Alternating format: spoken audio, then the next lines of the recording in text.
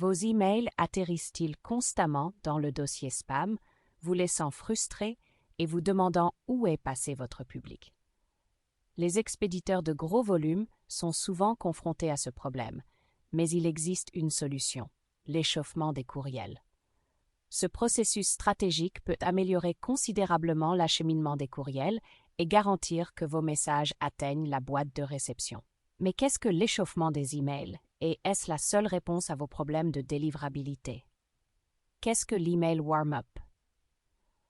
En matière d'email marketing, l'expression échauffement de l'email peut sembler un peu particulière, mais il s'agit d'un processus crucial pour quiconque souhaite réellement atteindre les boîtes de réception de son public.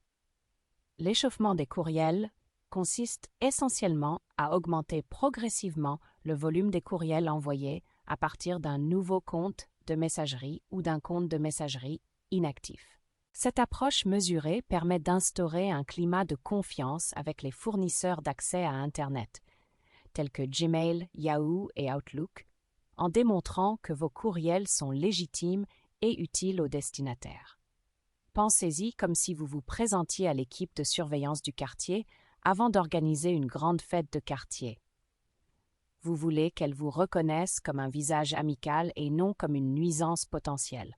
Les mécanismes de l'échauffement des courriels. Le processus commence généralement par l'envoi d'un petit nombre d'emails à un segment très engagé de votre liste ou même à vos propres comptes personnels. Ces premiers courriels doivent privilégier la qualité plutôt que la quantité, avec des lignes d'objets convaincantes et un contenu intéressant qui encourage les ouvertures, les clics et les réponses.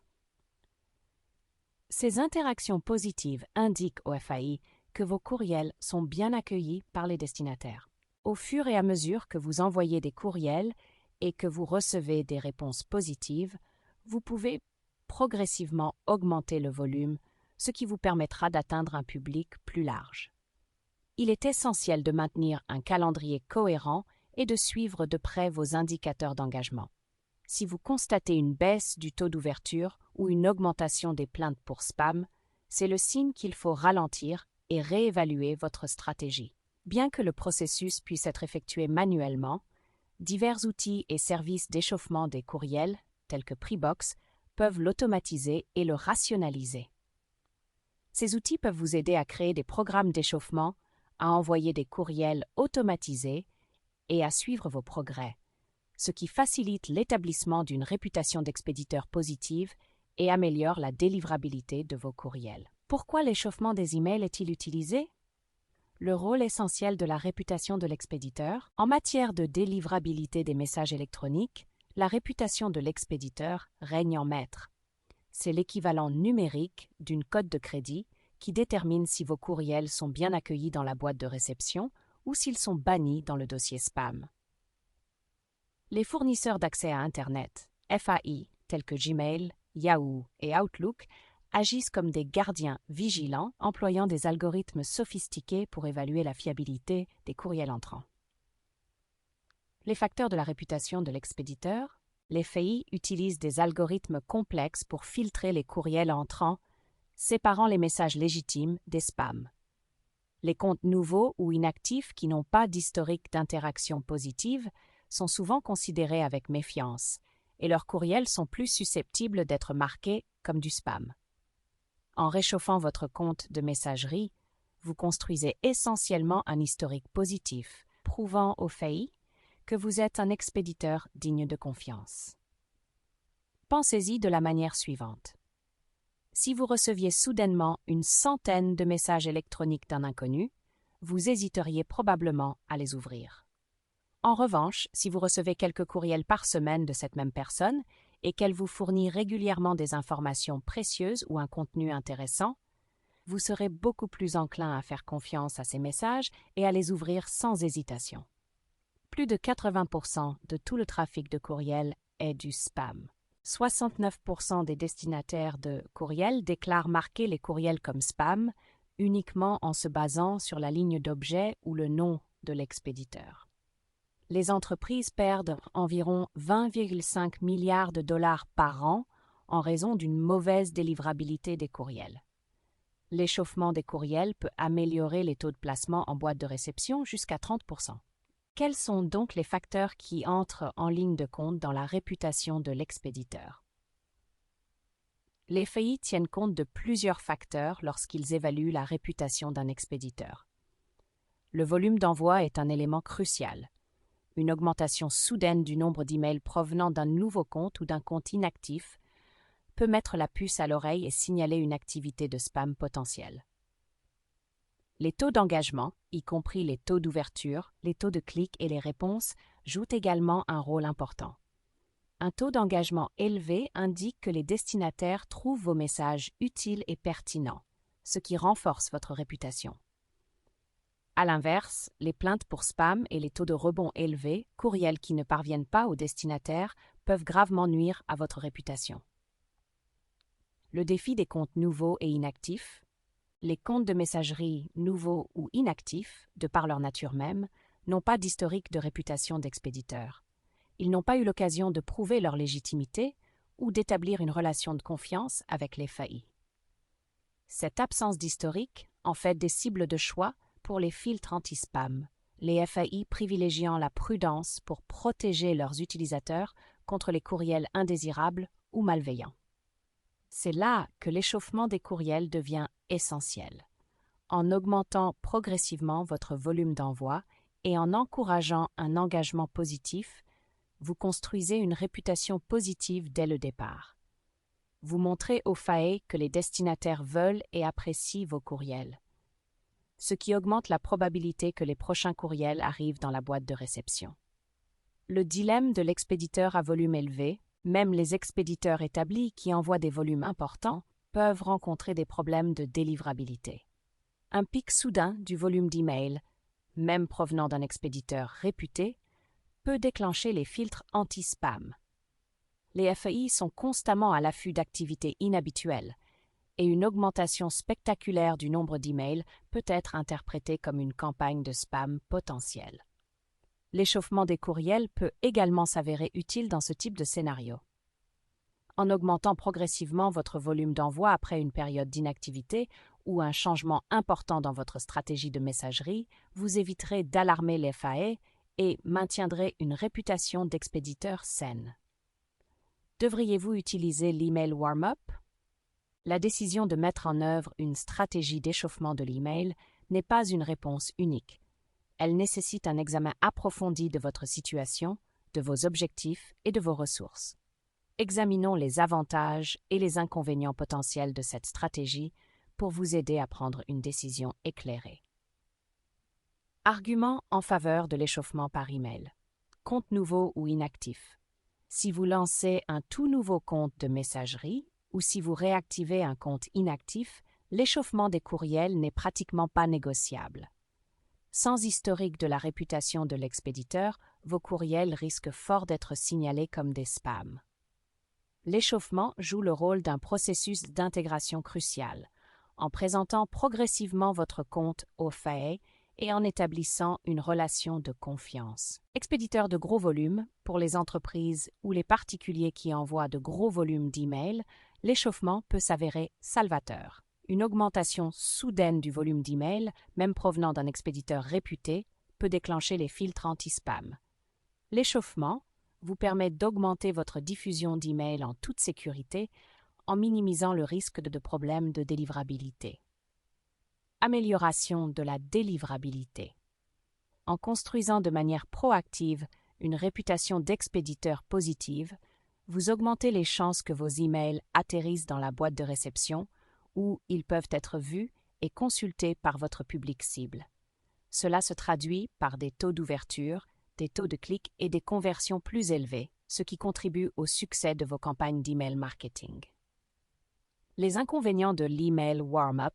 Un processus qui prend du temps. L'échauffement ne se fait pas du jour au lendemain. Il nécessite des semaines, voire des mois d'efforts constants, en augmentant progressivement votre volume d'envoi et en surveillant les indicateurs d'engagement. Pour ceux qui recherchent des résultats immédiats, cela peut être un obstacle frustrant. Nécessité d'un effort constant. L'échauffement exige dévouement et discipline. Vous devez respecter un calendrier strict, suivre attentivement vos progrès et ajuster votre stratégie si nécessaire. Négliger le processus ou le faire à la hâte peut compromettre votre réputation d'expéditeur et réduire à néant les progrès que vous avez accomplis. Aucune garantie de placement dans la boîte de réception. Bien que l'échauffement améliore considérablement vos chances d'atteindre la boîte de réception, il ne s'agit pas d'une solution infaillible. Les algorithmes des FAI sont complexes et en constante évolution, et il est toujours possible que certains de vos messages finissent dans le dossier spam. Création de liens éthiques. Une approche alternative. Une alternative, ou peut-être une approche complémentaire à l'échauffement des courriels, est la construction de listes de courriels éthiques. Qu'est-ce que l'établissement de liens éthiques? Dans le domaine de l'email marketing, l'expression « l'argent est dans la liste » est vraie, mais seulement si cette liste est construite sur une base de confiance et de respect. L'établissement de listes d'adresses électroniques éthiques ne se limite pas à la collecte d'adresses électroniques. En effet, l'établissement de listes d'adresses électroniques éthiques repose sur la transparence et le respect de vos abonnés. Il s'agit d'obtenir un consentement clair et sans ambiguïté de la part des personnes avant de les ajouter à votre liste d'adresses électroniques. Cela signifie qu'il n'est pas question d'acheter des listes, de récupérer des adresses électroniques sur des sites web ou d'ajouter des personnes à leur insu. Il s'agit plutôt d'attirer des abonnés qui s'intéressent réellement à ce que vous avez à offrir. En vous concentrant sur la construction d'une liste organique et engagée, vous favorisez la confiance et établissez une relation positive avec votre public dès le départ. Lorsque vos abonnés sont réellement intéressés par votre contenu et qu'ils s'engagent activement dans vos courriels, ils envoient des signaux positifs au FAI. Cela peut contribuer à renforcer la réputation de l'expéditeur, même en l'absence d'un échauffement approfondi. En résumé, la constitution de listes éthiques jette des bases solides pour une bonne délivrabilité. Stratégie de constitution d'une liste d'adresses électroniques éthiques. Créer des aimants à prospects et des formulaires d'opt-in de haute qualité. Un aimant à prospect est un élément de contenu précieux, tel qu'un livre électronique, une liste de contrôle ou un webinaire que vous offrez en échange d'une adresse électronique. Créez des aimants à prospects convaincants qui abordent les problèmes de votre public cible et leur apportent des solutions. Associez-les à des formulaires d'inscription clairs et concis qui expliquent ce que les abonnés peuvent attendre de vos courriels. Proposez un contenu de valeur et des incitations. Fournissez systématiquement à vos abonnés un contenu pertinent et de grande qualité qui les éduque, les divertit ou les inspire. Vous pouvez également proposer des incitations supplémentaires, telles que des réductions exclusives ou un accès anticipé à de nouveaux produits afin d'encourager les inscriptions. Segmentez votre liste et personnalisez vos courriels. Tous les abonnés ne sont pas égaux. Segmentez votre liste en fonction de vos centres d'intérêt, de vos données démographiques ou de votre comportement afin d'envoyer des courriels ciblés et personnalisés qui correspondent à chacun. La personnalisation stimule l'engagement et favorise le sentiment d'appartenance à votre marque. Nettoyez régulièrement votre liste. Au fil du temps, certains abonnés peuvent devenir inactifs ou se désengager. Supprimez régulièrement ces personnes de votre liste afin de maintenir une base d'abonnés saine et active. Cela permet non seulement d'améliorer vos indicateurs d'engagement, mais aussi de signaler au FAI que votre liste est bien gérée et que vos courriels sont appréciés par les destinataires. L'impact? Une liste d'adresses électroniques saine et active est un atout puissant pour tout spécialiste du marketing par courrier électronique. Des taux d'ouverture et de clics élevés, ainsi qu'un faible taux de plainte pour spam, indiquent au FAI que vos courriels sont bien accueillis par les destinataires. Cela renforce votre réputation d'expéditeur et améliore votre capacité de livraison. En donnant la priorité à des pratiques éthiques de constitution de listes, vous posez les bases d'un succès à long terme en matière de marketing par courrier électronique, en réduisant la nécessité d'un échauffement intensif et en veillant à ce que vos messages atteignent régulièrement la boîte de réception. Le verdict. Alors, devriez-vous utiliser l'échauffement par courriel? La réponse dépend de votre situation particulière. Si vous êtes un nouvel expéditeur ou un expéditeur à fort volume, l'échauffement est fortement recommandé pour établir une réputation positive d'expéditeur et éviter les pièges de la délivrabilité. Toutefois, il est essentiel de se rappeler que l'échauffement n'est pas une solution miracle. C'est un processus qui prend du temps et qui nécessite des efforts constants. Que vous choisissiez ou non de mettre en œuvre le warm-up, il est essentiel de donner la priorité à des pratiques éthiques de constitution de liste. En vous efforçant d'apporter de la valeur à vos abonnés et d'obtenir leur consentement explicite, vous créez un public fidèle qui sera plus enclin à répondre à vos courriels et à contribuer à une réputation d'expéditeur positive. À long terme, cette approche organique peut conduire à un plus grand succès et à la durabilité de vos efforts en matière d'email marketing. Chez Aspiration Marketing, notre spécialité est d'aider les entreprises à obtenir des résultats exceptionnels grâce à des campagnes d'emailing stratégiques. Notre équipe d'experts peut vous guider à travers les subtilités de l'échauffement des emails, de la constitution de listes et de l'optimisation de la délivrabilité, en veillant à ce que vos messages atteignent la boîte de réception et trouvent un écho auprès de votre public. Contactez-nous dès aujourd'hui pour une consultation gratuite et découvrez comment nous pouvons vous aider à atteindre vos objectifs en matière d'email marketing.